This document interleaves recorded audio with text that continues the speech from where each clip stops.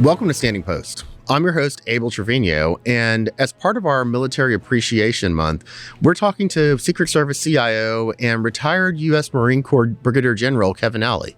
Well, thank you for having me. It's an honor to do this during Military Month. When you joined the Marine Corps, what was your Marine Corps career like? It was amazing.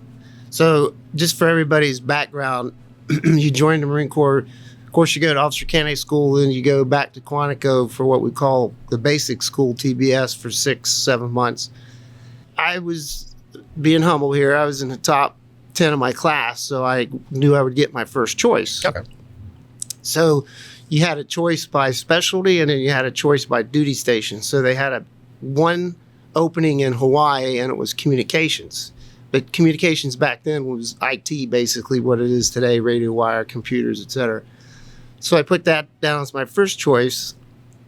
The company commander called me in his office one night, Major Gordon, and I'll never forget this. He said, "You need to go infantry." And I said, "Why, sir?" And he said, "Because you like the dirt, you're an ag major, and you like the PT." I said, "Do you have any openings in Hawaii?" And he said, "No." And I said, "Well, that changed my mind." So I'm walking out of his office, and I'm like, "Well, I'm still going to Hawaii, right?" He basically swore at me and told me to get out of there. But I ended up in Hawaii for my first duty station. That's awesome. When I joined the Army, I'd made up my mind I wanted to go to Seattle. So no matter what, I was like, I'll stay in the Army until they send me to Seattle, and then I'll reevaluate. So my first duty station was Seattle. And so after a couple of trips to Iraq, I reevaluated and decided I wanted to go to college. So how did you get from the Marine Corps to the Secret Service over 34 years? Retired in 2015, and then got hired by a commercial company on a 2-month contract. And in the midst of that job, the Secret Service called and said, "Would you be interested in coming for an interview for the Secret Service CIO job?" And I said, "Absolutely." So I did, went through the process of being hired. And then in November, I started working here. And in the first week I was here, Director Clancy came into my office and he said, "Kevin, I'm just curious, how much of a pay cut did you take from going commercial to the Secret Service?" And I said, $17,000 a month. And he was like, "Well, why'd you take the job?" I told him I'd go home at night. I didn't feel like I gave any value back to the country. And I said, after spending 34 years in the Marine Corps, I felt good about going home at night and felt like I did give something back to the country. So I feel like when I go home at night, I gave some value back, not just to the Secret Service, but to the country. I think there's a lot to be said for a career that gives you that kind of satisfaction. I think a lot of times people in the government take for granted the role of the Chief Information Officer or the CIO. Can you tell us a little bit about what you do and what being a Chief Information Officer in the Secret Service is? Sure. So I'm responsible for the IT and cybersecurity of the networks and operating defending the networks. So that's a big part in a nutshell. But in terms of cybersecurity of the networks, operating and defending them, and making sure that we have the resources and the people to do the right thing for the right reason in the right way to help the Secret Service accomplish their mission of protection and investigations. When you started in the communications field to go to Hawaii, that was in the 80s. So in the last 40 years, there's been some pretty significant changes in technology. Can you tell me about some of those changes and what federal IT challenges look like? Yes, that's interesting because, like you said, back in the 80s, it was basically just radio wire, hardwired telephones, really.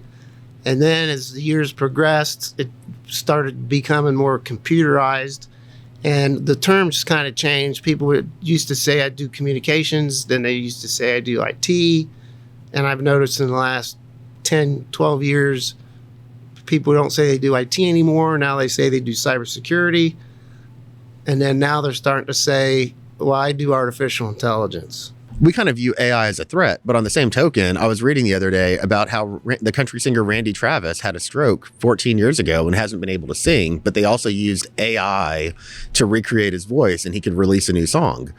What are some of the benefits and some of the detriments to AI for federal IT that you see? One thing that we're looking at, or a couple things, is for positive, is for knowledge management. The other would be for investigation/FSD to do deep dives on video. But the negative things are people can create AI products and tools to do malicious types of behavior, and not just to certain people, but on networks.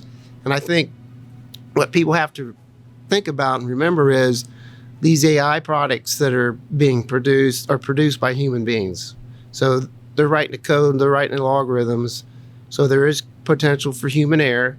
And the other thing I find it's interesting, probably within the last 8 weeks, is companies that used to do IT and cybersecurity, now they tell me they're doing artificial intelligence. The thing I always think about with AI, and you said it's like based on code. Like at the end of the day, AI is ultimately just code that keeps evolving and evolving and evolving.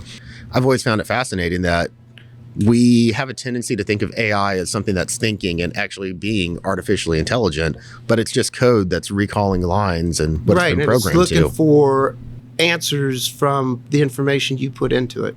Yeah. So whatever you ask it to do, they're searching thousands and thousands of resources throughout the internet to find those answers for you. You still have to have a human interface to make sure that what is produced from AI is actually the truth. Yeah, and that's pretty much the big issues. They're allowing AI to create falsehoods. For our agency, you are the highest ranking veteran, and not to mention the highest ranking veteran who's an executive. Can you tell us a little bit about that time, your time in the Marine Corps from the 90s through the 2000s? I was in the first Gulf War, and I think one of the biggest impacts was I had a son that was like 5 months old, when I left, which was pretty, impactful. And this was a deployment.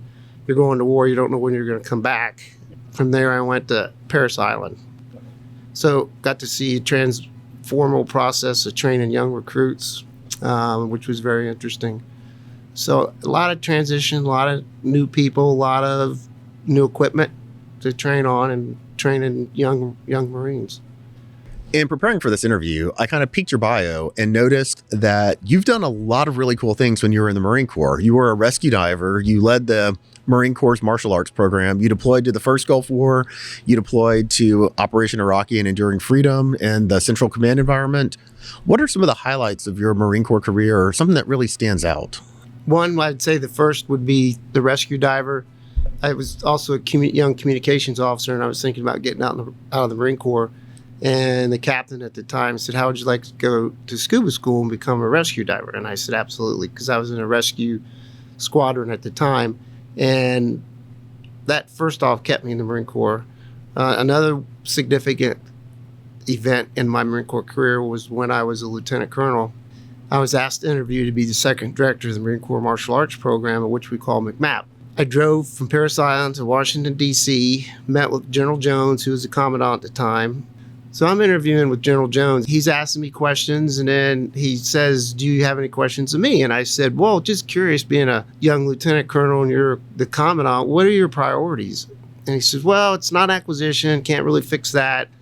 It's the Marine Corps Martial Arts Program and our new camouflage uniform." And then he said, with the new uniform, I want Marines to be recognized as different on the outside and different on the inside. And I'll never forget that. That was like really, really insightful. So those two events in my career really stand out, other than of course, the combat tours. Given the demanding nature, especially with combat, because you don't know what you're getting involved in. And so it's constantly changing and the missions are always evolving and it always presents a new challenge. What are some of the challenges that you faced in your career and how did you overcome them? Well, it was communications. I wanted to make sure, and my job was to make sure wherever the forces were deployed could talk. And I was General Abb's aide. He was the commander's CENTCOM at the time, and I was his deputy J6, so I traveled a lot with him. And always, of course, the job was to make sure he could talk to any of his commanders wherever they were, whether it was from Qatar to Iraq or Iraq to Afghanistan or back to Tampa or to DC or to the Secretary of Defense. So that was the challenge, to make ensure that it worked 24 hours, 7 days a week. And how do you overcome that kind of thing? Are there any personal strategies that you use to...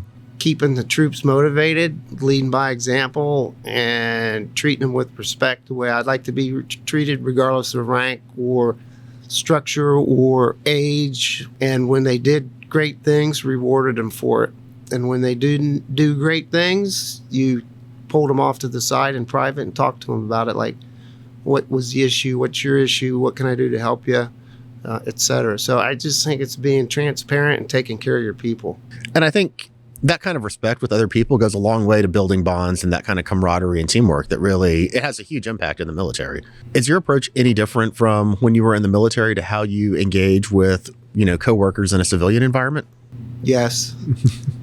Didn't have the privilege of working with too many civilians in 34 years in the Marine Corps, a few here and there. When I came into the Secret Service, I noticed that when working with civilians, sometimes you have to take a different approach.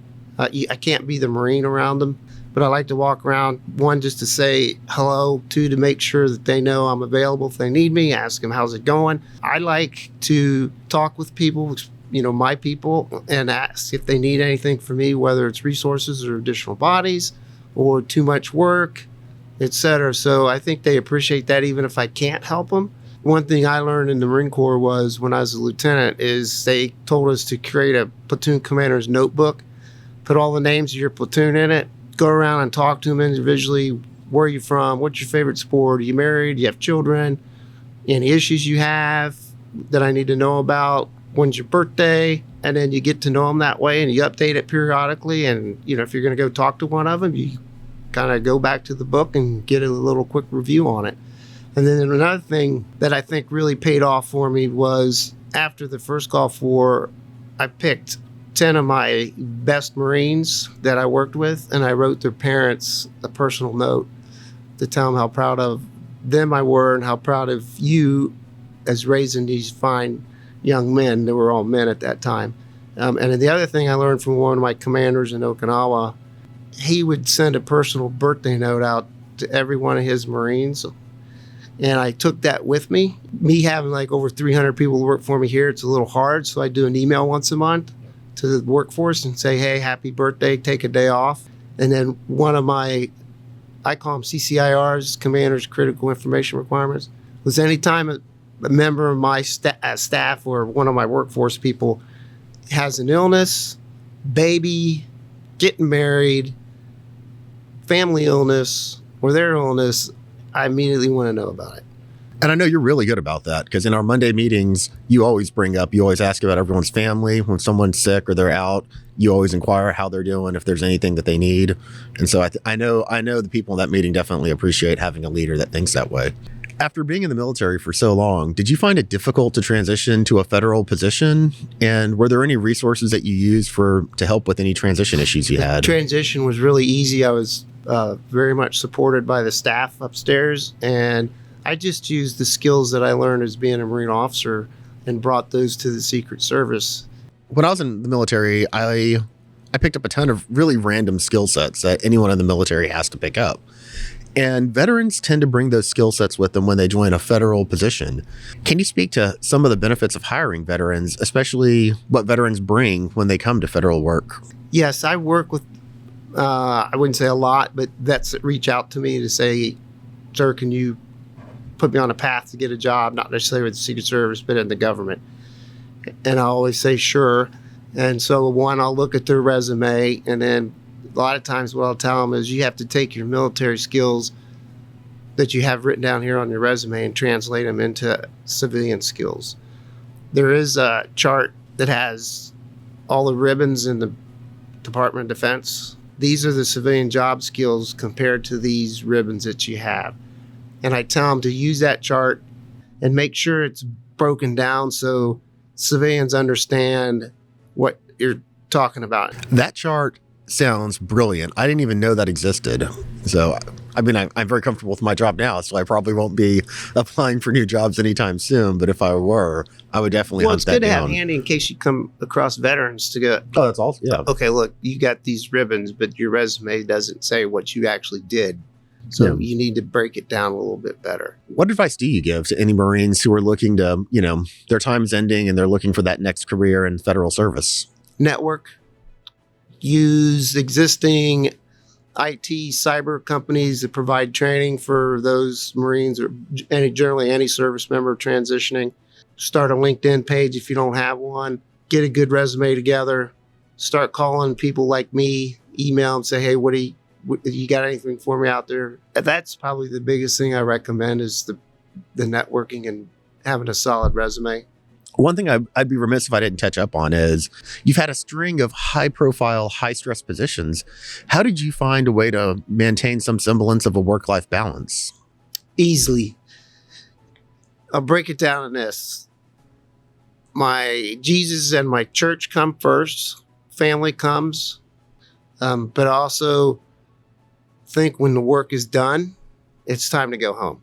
And I told my workforce, probably the first week I was here almost 9 years ago, they were telling me, well, we're short this, we're short that. I said, okay, look, you work and get paid 8 hours a day. You work your 8 hours. Whatever you have not gotten done in that 8 hours, it's going to be there tomorrow. So don't worry about it. We'll just start knocking it out tomorrow. So that's the approach I take with my people. And if we have to work late, I'll probably be the one to work late.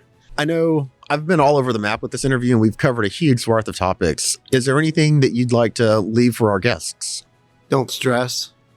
If you're stressing, try not to stress because it's really not worth it. Just take care of yourself, take care of your people. Just do your best. Go home at night when your work's done and take care of your family if you have one. And if not, take care of your family and yourself because it's going to be there tomorrow. Thank you so much for coming on the show, sir. We really appreciate it.